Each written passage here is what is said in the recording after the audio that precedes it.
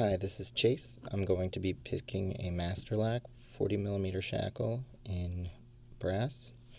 I'll be using a stainless steel pick from Peterson, a number 1 hook in government steel, and a heavy bar tension wrench from Sparrows that I filed the end down slightly.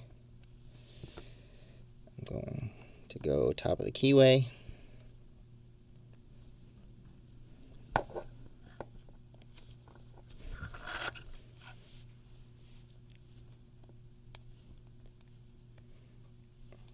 Pin 1 is binding, so I set pin 1. Pin 2 is binding,